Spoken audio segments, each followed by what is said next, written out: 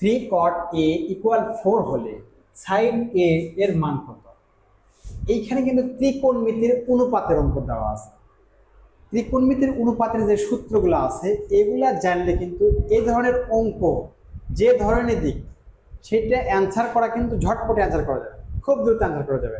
এই দেখো এখানে দেওয়া আছে 3 cot a ইকুয়াল 4, আমাদের বের করতে হবে সাইন এর মান কত।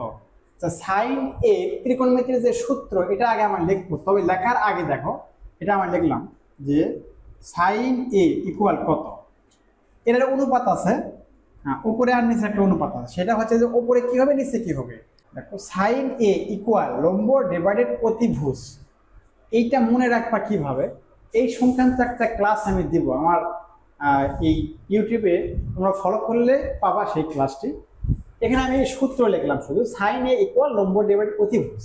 এখানে আসো, এখানে লম্ব কি হবে অতিভুজ কি হবে দেওয়া নাই, এখানে অঙ্কের মধ্যে কোনো লম্বও দেওয়া নাই অতিভুজ দেওয়া নাই। আমরা একটা ত্রিভুজ এঁকে নেবো, দেখো সহজ পদ্ধতিতে। এই পাশে এটা কিন্তু অঙ্কের অংশ না, এটা বোঝানোর জন্য আমি দিচ্ছি। দেখো এই যে ত্রিভুজ এঁকে নিলাম, এই ত্রিভুজটা এঁকে নিলাম, এইটা লম্ব, এটা ভূমি, এটা অতিভুজ।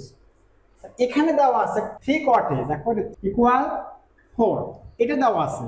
আমরা এটার থেকে এই ত্রিভুজটা লম্ব ভূমি অতিভুজটা নির্ণয় করবো। আগে কটের সাথে 3 আছে, 3টাকে আমরা ডান পাশে ভাগ করে দেব। cot a equal 4 divided 3। এখন আসো কটের একটা সূত্র আছে, সেই সূত্রটা কি? কটের সূত্র এটা cot a ইকুয়াল, এখানে দেখো cot এর সূত্র হচ্ছে ভূমি ডিভাইডেড লম্ব। তাহলে এখানে ভূমিটা কি দেখো, উপরে আছে ভূমি, ভূমি 4, লম্বটা কত? লম্ব হচ্ছে 3। তাহলে এই যে ভূমি 4 আমরা এই ভূমিতে লিখলাম 4, আর লম্ব কি আছে দেখো তো, লম্ব 3 আছে, ঠিক এর পাশে লিখলাম, লম্বের জায়গায় 3 লিখলাম। আর এখানে কি হবে সেই মানটা কিন্তু এখানে দেওয়া নেই, এখানে মান নির্ণয় করতে হবে। এটা কিন্তু ত্রিভুজটা কি, এটা পিথাগোরাসের উপপাদ্য, সমকোণী ত্রিভুজ। সমকোণী ত্রিভুজ একটা সূত্র আছে, এইটার যে পিথাগোরাসের সূত্র, সেই সূত্রটা হচ্ছে অতিভুজ, অতিভুজ স্কোয়ার ইকুয়াল লম্ব স্কোয়ার প্লাস ভূমি স্কোয়ার। লম্বটা কি আছে 3 লেখা, তার উপর স্কোয়ার দেবো, প্লাস ভূমি কি আছে 4 আছে, ভূমির উপরে স্কোয়ার দেবো।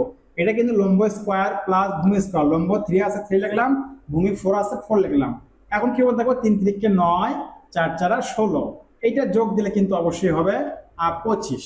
তাহলে 25, এখানে অতিভুজ স্কোয়ার আছে, এই স্কোয়ারটা কিন্তু রুট করতে হবে, এটার উপর রুট দিয়ে দিলাম। তাহলে এখন কি হবে দেখো তো 5, 25 বর্গমূল 5। তাহলে আমরা অতিভুজটা কি পেলাম, অতিভুজের মান পেলাম 5। এই সূত্র দ্বারা ত্রিকোণমিতির যত সূত্র আছে sine cos tan cot sec cosec সবগুলোর আনসার কিন্তু সঠিকভাবে বের করা যাবে। এখন আমরা দেখো এই যে চিত্র সব মান পেয়ে গেলাম, তাহলে এখন মানটা বসে দেবো, শুধু একদম সহজ অঙ্ক। মান বসে দিলাম, লম্বটা কত আছে, লম্ব আছে 3, এখন দেখো অতিভুজ আছে কত 5, এটাই কিন্তু অ্যান্সার, এইটুকুই কিন্তু অ্যান্সার। 3/5, 3/5 অপশন খ নম্বরে আছে সঠিক অপশন।